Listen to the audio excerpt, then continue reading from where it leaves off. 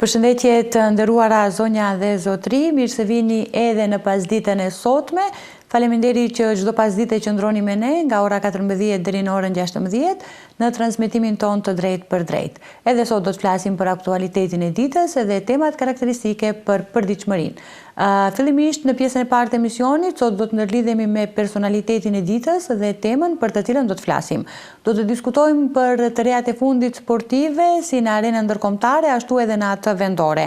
Kemi nderin dhe kënaqësinë që në studion ton të kemi gazetarin ton sportiv për të na njoftuar në lidhje me ngjarjet më të rëndësishme sportive të këtyre ditëve, zotri Shaban Sinani. Përshëndetje dhe mirëseardhët. Përshëndetje dhe mirësejgjeta. Faleminderit shumë që na keni nderuar. Faleminderit edhe juve, por para se fillojmë të flasim për sportin, atëherë kisha dashur që publikisht të uroj ditëlindjen tuaj. Faleminderit, shumë faleminderit. Dhe dëshiroj që të festoni edhe një 100 të tjera. Faleminderit shumë për nderin dhe respektin. Gjithmonë e lumtur. Faleminderit, uroj. Normalisht. Uroj, faleminderit shumë, gjithë të mirat edhe për juve. Atëherë fillojmë të flasim fillimisht në lidhje me atë se cilat janë aktivitetet e ndeshjeve kualifikuese për botrorin e futbollit për vitin 2026 që do të mbahet në Shtetet e Bashkuara të Amerikës, në Meksik dhe Kanada.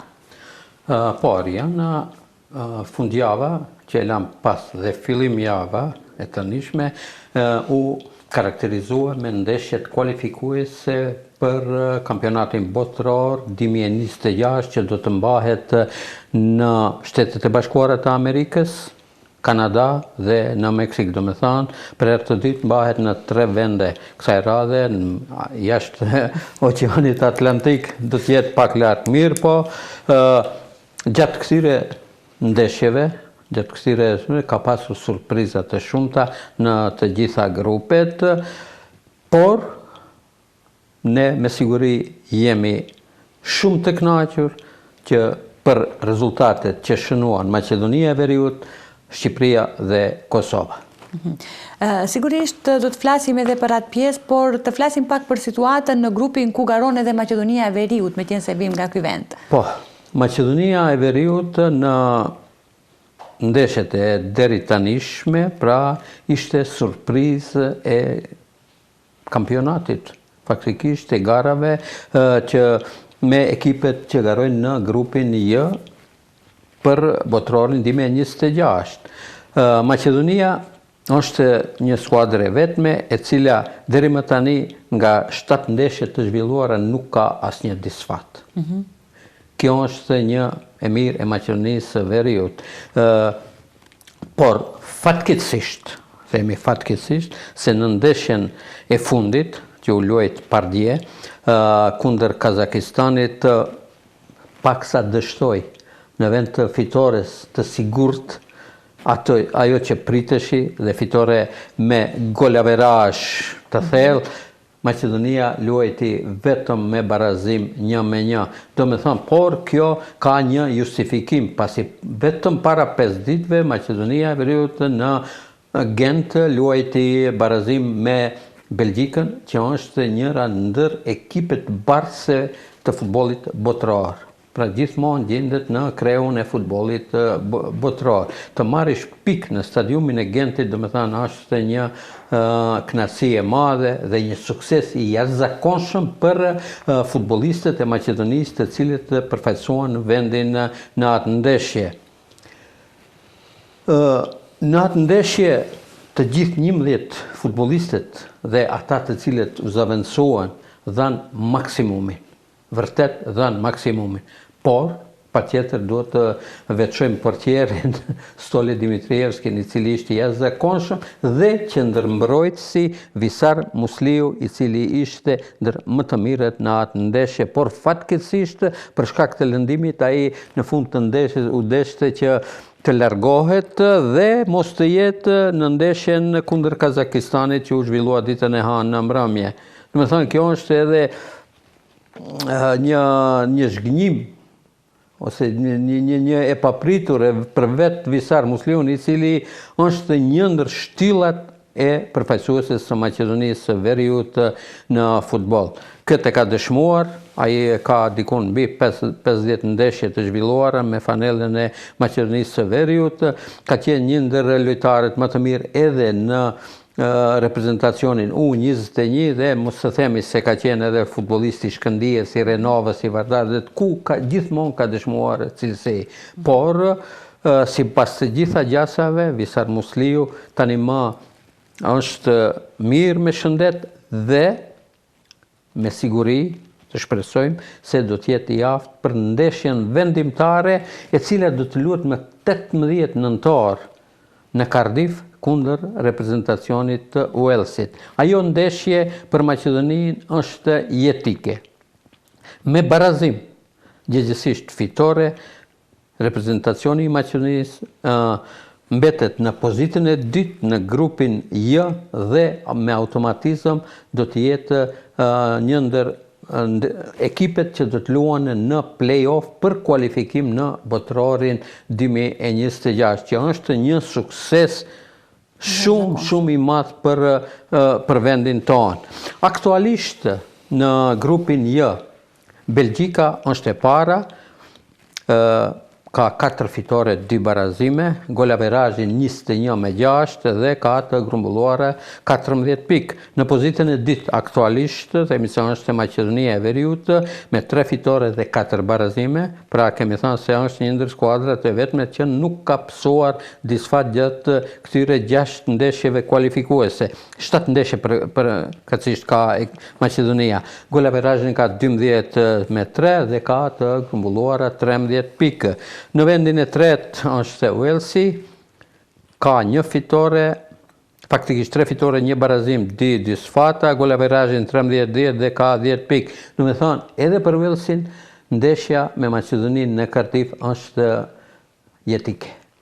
Pra, do të jetë një super ndeshje, apo super derbi që thua në zhargonin e sportit, le të fiton më i miri. Tjetër fjalë nuk dim çka të themi. Në pozitën e 4 është Kazakistani që ka vetëm 7 pikë dhe në vendin e fundit është Liechtensteini që nga 6 ndeshjet ka 6 disfata dhe normalisht që ka 0 pikë. Ndeshjet që do zhvillohen në nëntor, pra janë 2 ndeshjet e fundit, 2 xhirot e fundit, më 15 nëntor takohen Liechtensteini Walesi, edhe kjo ndeshje është shumë e rëndësishme për Walesin, se nëse dështon në atë ndeshje, atëherë s'ka edhe çka kërkon në ndeshjen e fundit.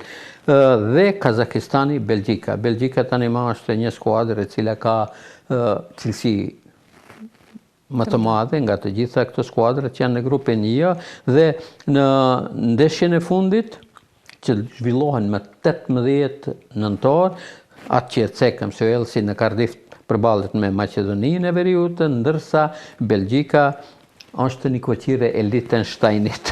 Në me thënë, këtu nuk ka dilemë se Belgjika do të jetë në pozitën e parë dhe do të siguron kualifikim të sigurt në botrorin 2026.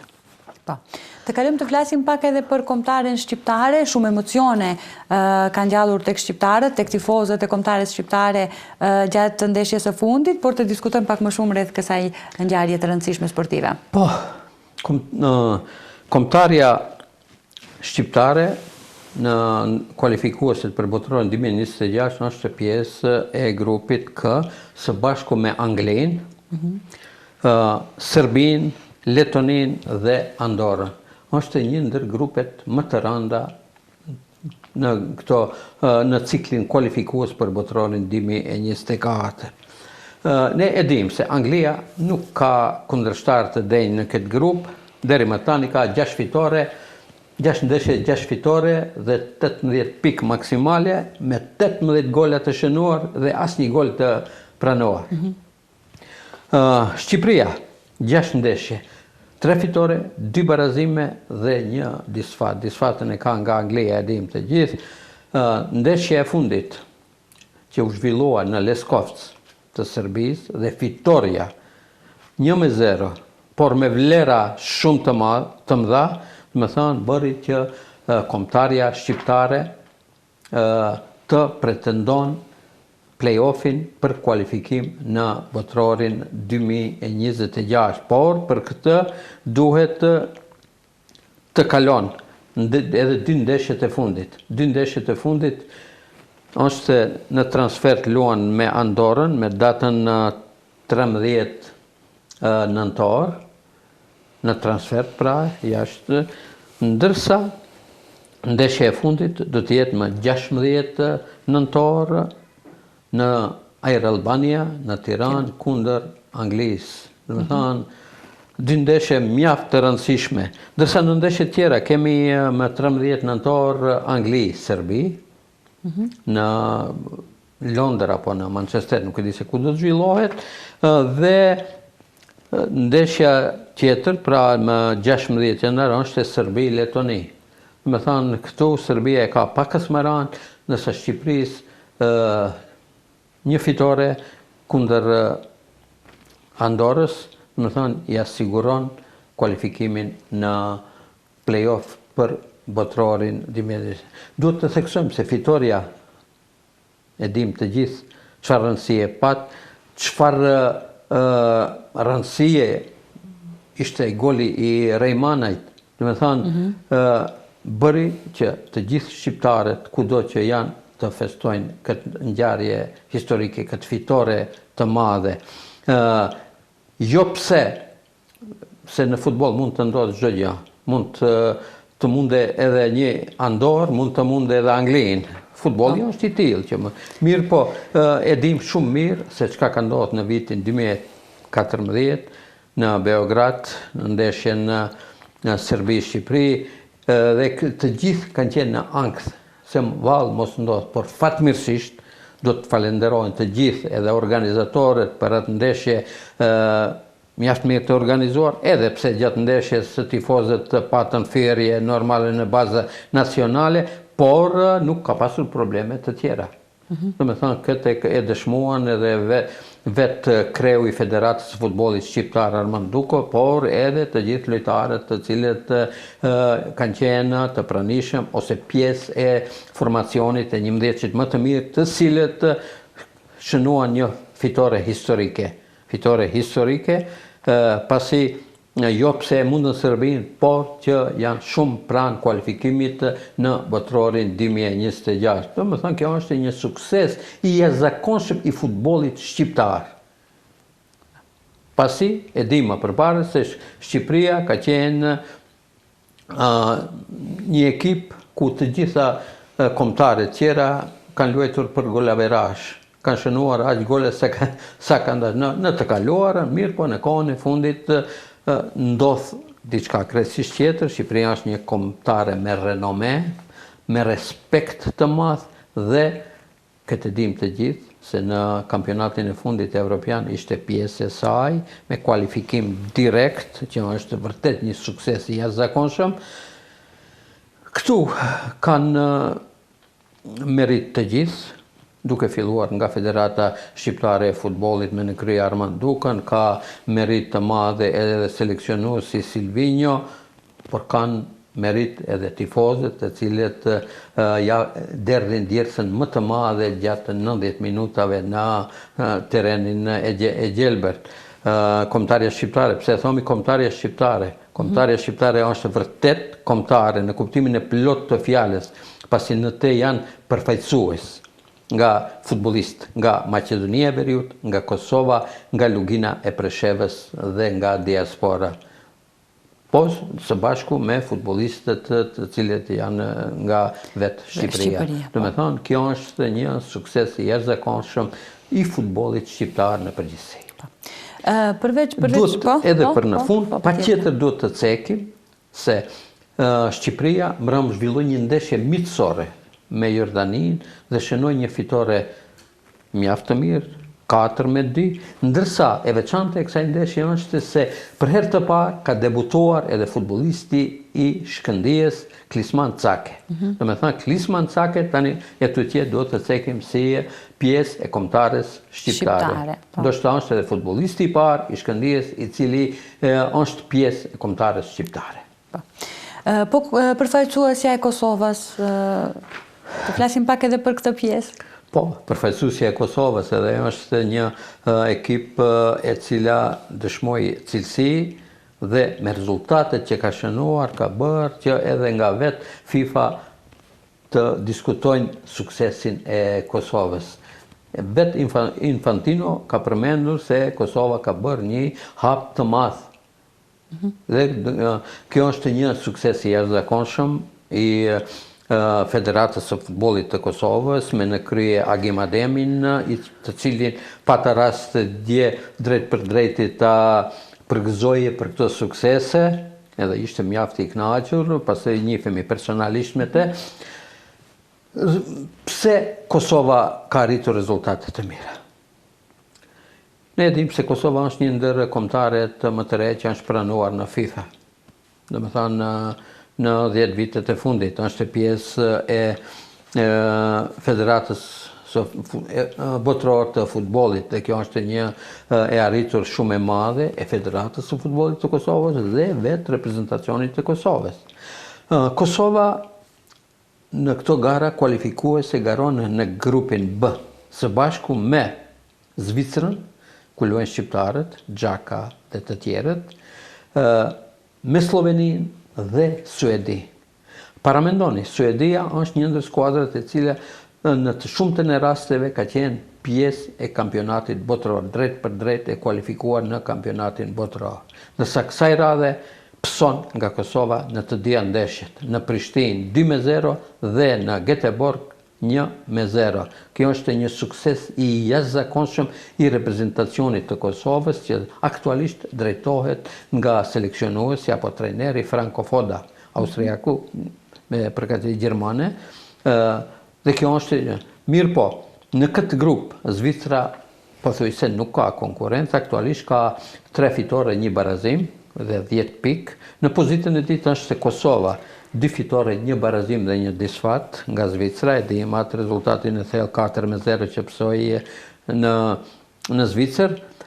Në pozitën e tretë është Slovenia, një reprezentacion mjaft i fortë, që ka rezultate të mira në garat ndërkombëtare, por ja që në futboll po ndodhin. Slovenia në 4 ndeshje të zhvilluara ka 3 barazime dhe 1 disfat. Domethënë me golaverazh 2-5 dhe vetëm 3 pikë ka. Dhe nga ndeshja e radhës dhe në vendin e fundit është Suedia, 4 ndeshje, 1 barazim, 3 disfata. Kjo është një dështim shumë i madh për ekipin e Suedis, ku e dim që në atë skuadër ka luajtur edhe Ibrahimović. Po, domethënë gjithmonë ka pasur futbollist dhe kombëtare cilësore, por ja që kësaj radhe Kosova doli që të jetë shumë më e fortë se edhe në 2 ndeshjet shënoi fitore. Domethënë që fitoria e parë, kur mund të themi se ka qenë rastësi apo mirë, po fitoria në Göteborg dëshmoi qartë se Kosova ka cilësi dhe këto rezultate të arritura nuk janë të rastit. Por Kosova tani më ka një shans shumë të madhe për play-off. Duhet të theksojmë se me 15 nëntor është misafiri e Slovenisë në Ljubljanë, dhe po në 15 luhet edhe ndeshja Zvicër-Suedi, ndërsa ndeshja finale padyshim se është me 18 nëntor. E dis pse? Se në Prishtinë, pra në Fadil Vokri, përballin Kosova-Zvicra. Domethënë kjo është një ndeshje jetike për përfaqësuesen e Kosovës për kualifikim në botrorin 2026. Dhe ndeshja e fundit është Suedi-Sloveni. Domethënë këto presim që për herë të parë në historinë e futbollit botror, Maqedonia, Shqipëria dhe Kosova kanë raste ideale për kualifikim në botrorin. Dhatë Zoti që të treja kombëtaret t'i shohim në botrorin 2026 në Shtetet e Bashkuara të Amerikës, Kanada dhe Meksik. Me siguri që ndoshta do t'jetë edhe gazetari i televizionit Koha së bashku me reprezentacionin e Maqedonisë në botrorin e 2026, nëse kualifikohet Maqedonia e Veriut. Të flasim pak edhe për futbollin vendor, konkretisht për javën e 10 të futbollit vendor, apo më saktësisht edhe të komentojmë ndoshta apo analizojmë edhe ndeshjen në mes të klubit të futbollit Shkëndija edhe Vardarit. Po, për shkak të ndeshjeve kualifikuese për botrorin 2026, java e 10 ose pat pushim dijavar. Mirë po, shkaku i zgjedhjeve lokale, që janë me datën 19 tetor, edhe java e 10 u anullua edhe për një javë.